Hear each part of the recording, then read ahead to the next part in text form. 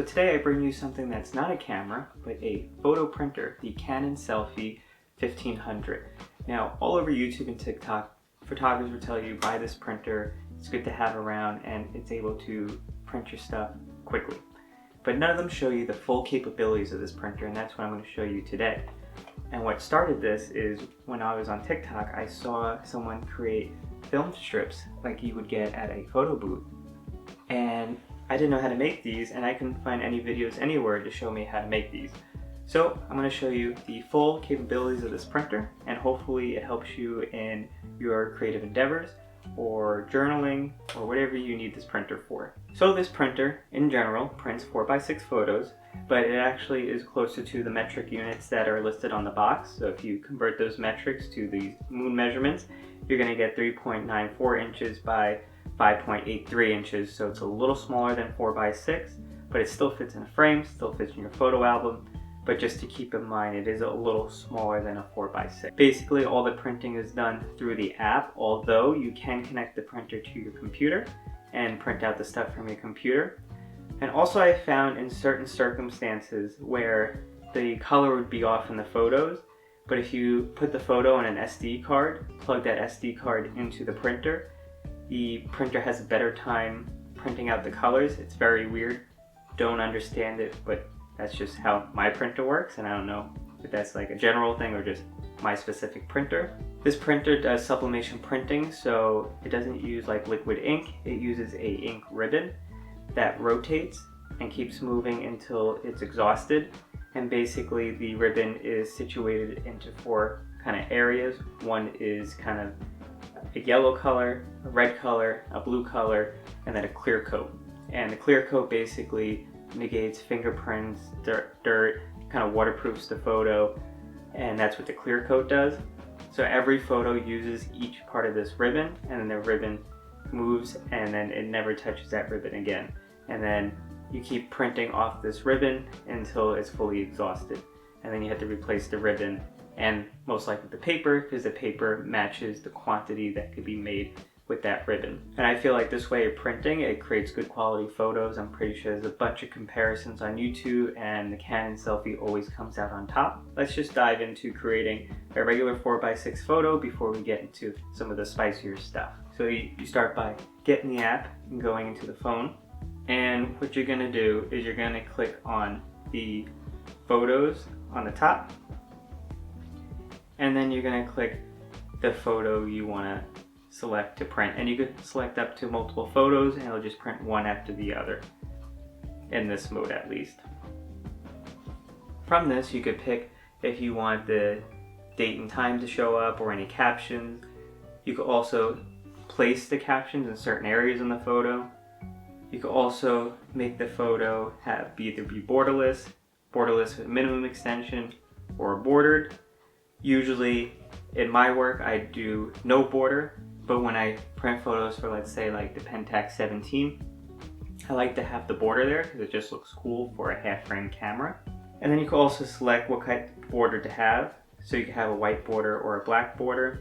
And then I always print glossy, because with semi-glossy or satin, it adds like a weird like dot matrix on there that looks like it's very fake. So just go with the glossy for it to look nice. I also make sure not to do the image optimization because it usually ruins the color of the photo, so I keep that off. And if you're interested to have a dot grid where the photo is not printed, you can select that here. So for the example photo I'm going to make, I'm going to have the date printed on the photo, and then I'm also going to select a white border background.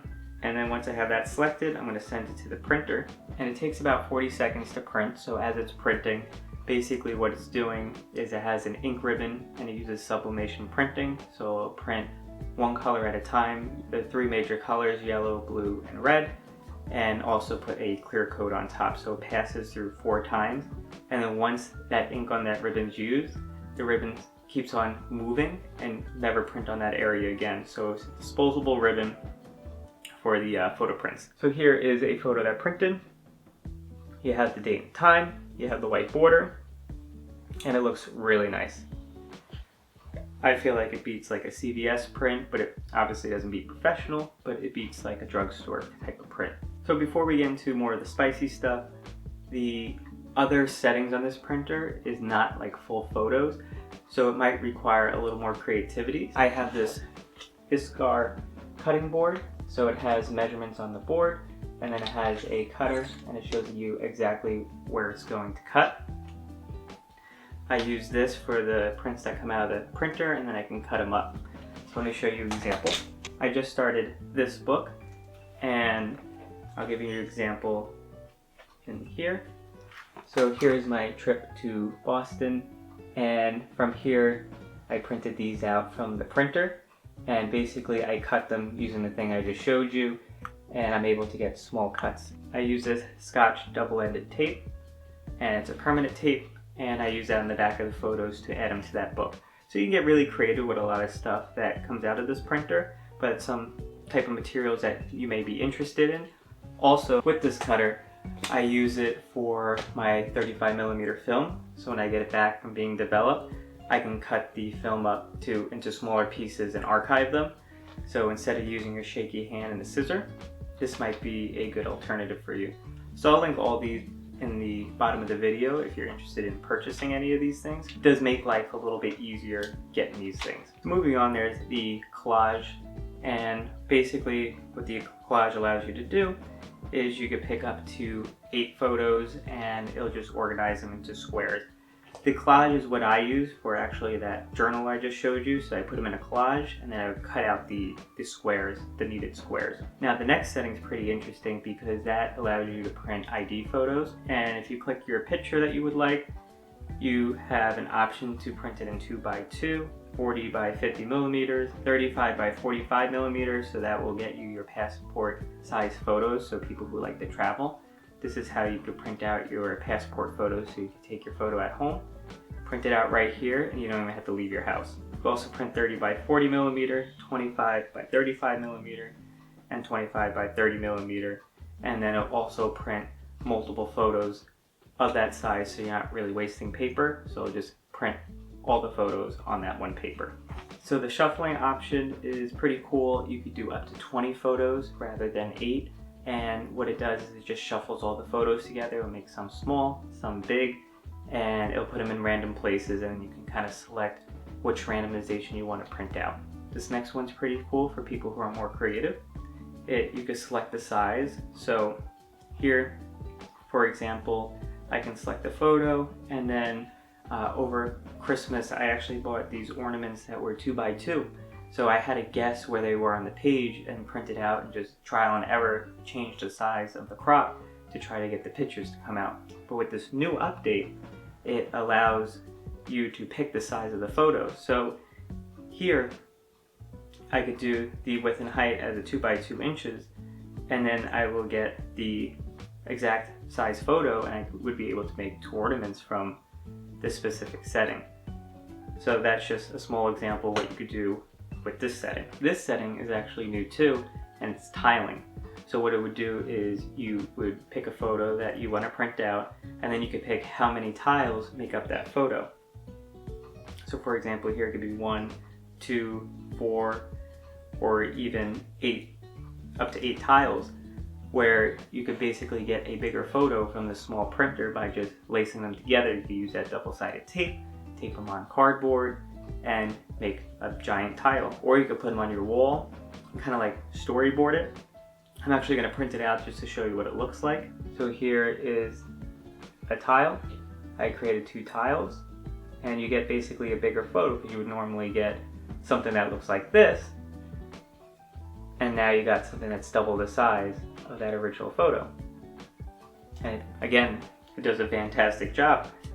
So that's something that I'm probably going to do more in the future, and I definitely want to show you because that's a new update. This mode is the snapshot mode, so basically it's also in the new update where you could take a picture of something from your phone and immediately print it out. You can add filters and borders and kind of get fun with it. I probably won't use it because I like stuff that comes from my digital camera rather than coming from my phone camera. So, but that is an option for you. Now time for maybe the biggest setting that you guys might be looking into. So these photo booth style photos are actually bookmarks. So you would pick up to 8 photos. I like 4 because that shows like a standard kind of photo booth. And I always add a border to the photos so it separates them, but if you don't add a border, they'll pretty much connect to one another. But to get that real photo booth look, you add those white borders. And then also you can add text to the bottom. And when you add text, you could pretty much add whatever you like. So this is just an example of how you would write something, and then I'm going to print this out to show you what it would look like. So here is the end result. I have all the places I visited, like what's represented here, and then also the year. And that would be basically my photo book style photos. And then also here is something with people. So really, the possibilities are endless. I gave these out to my friends and they loved them. I sent them out in the mail and they absolutely loved them. And I also use it for bookmarks, so I actually use it for the intended purpose and have it as a bookmark, so every time I open my book, I remember that specific memory. And last but not least, you have layouts. You choose 1 to 3 photos, it works best with 3, and it just creates kind of like different like borders, like fun borders to use with those photos. And that's something new that came out, so maybe that's something you're interested in. I don't use it much, but for me, the bookmarks and the tiles are probably the greatest thing that this printer does other than printing a regular photo. I hope this taught you everything that this printer could do, because it does a lot. It doesn't just print your photos. And as for me, I like to send letters to my friends, so it's nice to send some 4x6 photos and then also throw in some like photo booth style photos. And it's a great way to share your work, because as a photographer, you want to basically share your art or share memories, and this is a great way to do it. And also as an artist, I like to print my work a little bit bigger when I have something that I really like. So the tiling really does help accomplish that, and you can get this from that little printer. So when you see this on YouTube and TikTok, just don't think you're printing 4x6s, but it's like a whole creative studio for you to do whatever you like to do. And also it doesn't just end at sharing with your friends or getting your art into a bigger area. You can make scrapbooks, and the things are just endless what you can do with this printer. So I hope I was able to convey that to you and maybe sway you to getting one and taking your photography to the next level. Also, I'd like to hear in the comments what you guys do with your printers, or what you plan to do with your printer when it comes in, because I feel like all of us hearing our creative side might give us some more ideas of what to do with this printer. Also, a little teaser before I end the video, I want to say that I did buy a camera from my time in Japan. It is a medium format camera, so it's my first dive into 120 film, but I'm not going to reveal it just yet. So the next video, I will be going through that camera and giving you an in-depth review, and then also showing you the results, and I hope you guys will enjoy that. But I'm still working on it. I just got the photos developed from Japan, so right when I bought it, I used it right away, and those photos came out fantastic. And then I also used the camera here, and I'm waiting for those to get developed. Once those get developed, I'm going to show you guys, but I'm waiting on those to make a video. Anyway, thanks for watching and enjoy your day.